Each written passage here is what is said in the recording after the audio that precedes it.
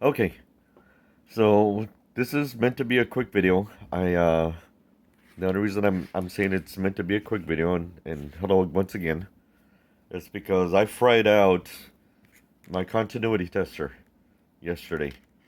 And in doing so, I decided to build another one. But I found out something. That I built one previously and it was a 2 battery one. Okay, so watch this. This simple continuity and polarity checker is a 2 battery one. But when I go about checking for continuity or polarity, or both, look how bright the light bulb is. As in, not at all. You can still kind of see it, but it's not up to par. So it does work as a continuity or polarity checker. So this is just one of those little science projects that, as I stated previously, that does work. Okay, so I'm going to go back to this one, the one that I burned out. And I found out something that if you're going to be doing science projects, that you can use hot glue once you wrap the wires together to make a new conduit. See, I'm missing a little bit here that I'm going to add in just a little bit. So I might as well do that right now while I'm talking. Okay, so I burned it up because the voltage was a little bit too high. I believe it was like 5.3 or something. And I did it connecting it to an AC to DC adapter. But the AC to DC adapter did not say within the given range of 3 volts. When I multimetered it, I found out that it was actually 5.2 or 5.3, so it fried out the LED bulb. Okay, so this is what I found out. That I don't have a 3 battery compartment. But if I persuade this, I can turn this into a 3 battery compartment. Okay, watch this. See if I can do this correctly. Here we go. Let me see where the LED's at. Hold on. Okay, something about that doesn't make any sense, so let me confirm something here real quick. Oh, here we go. I'd goofed that up. Okay, so let me try it again. Okay, so this is positive.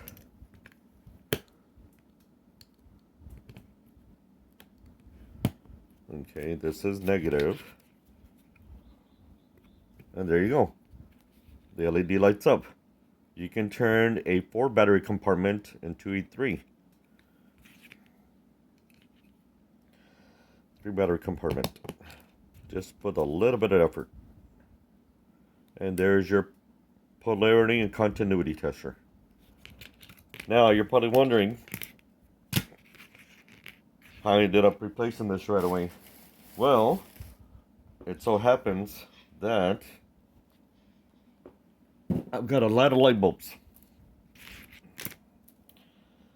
I went to one of those closeout stores and I found this roll of miscellaneous light bulbs, LED light bulbs, and I had no idea whether or not they were going to be working, but I see a lot of wire in here that I could use as patch cables. Well, it so happens that the entire roll lights up with a 9-volt battery. So I checked the internet and it so happens that this roll, I believe, was a 500 or 1000 count. I am not going to go through the process of counting each and every bulb separately. I think what I'll do is I'll find out shipping weight, and then shipping weight will help me determine count.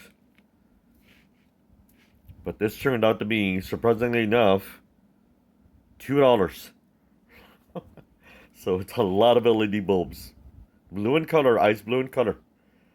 So, let's go back to this. Okay, let me take the batteries out of here, because I'm already done.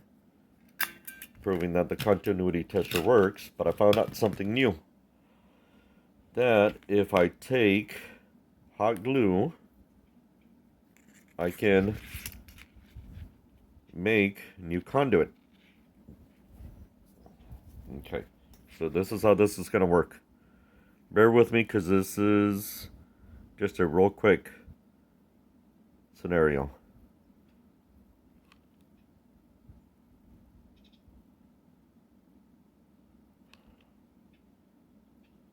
Okay, there it is.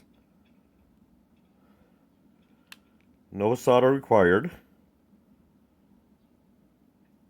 For the people that want to learn how to make a wire connection from two separate pieces of wire, you can do it with hot glue. Now, I'm not going to recommend this for situations where you have to use it in its full and practical application.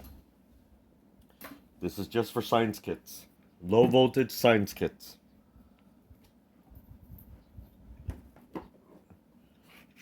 You should be using the recommended insulation for connecting wires. First off, you put the heat shrink tubing on here. Put the heat shrink tubing on here, solder this wire connection together, clean it up, put the heat shrink tubing on it, and then melt or shrink the heat shrink tubing on it, and it should make for a better connection. This is just for science purposes, science kit purposes, for kids. Okay? And remember, hot glue guns can get angry and can burn you. So this is for something that's adult supervision. But check this out. You can actually see the wire connection still in there. Okay. The wire connection is in there. So I don't have to use heat shrink tubing, which I have plenty of, but this is another way of thinking out of the box and using a hot glue gun. Trust me, if this connection gets hot, this will melt away and it will cause an arc fault, and it will get angry and it can start a fire. This is low voltage purposes. Okay, I think right here I was at 4.5.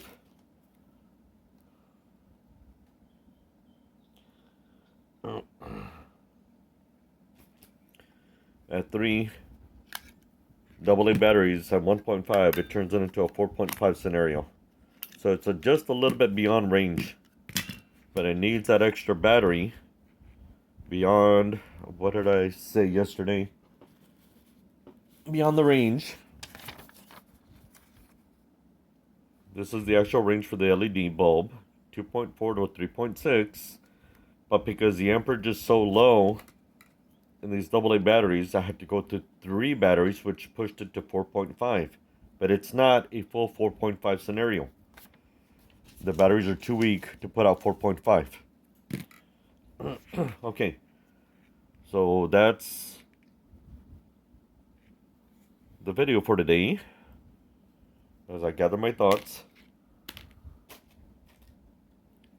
I have way too many LED light bulbs on my hand. But I have spares for other projects. The bonus for today is old tech. And yes, I'm complaining that Barbie's still using old tech, but this is a collector's item. This is a tone generator for rotary dial phones. I know a lot of you out there don't know what a rotary dial phone is, but for those that remember, that instead of using the rotary dial phone, you could actually punch in the number or the telephone number that you wanted to dial, and it would dial it for you. This is kind of like a speed dialer. So that's the video for today. Y'all take care, and we'll see you in the next video. Thanks.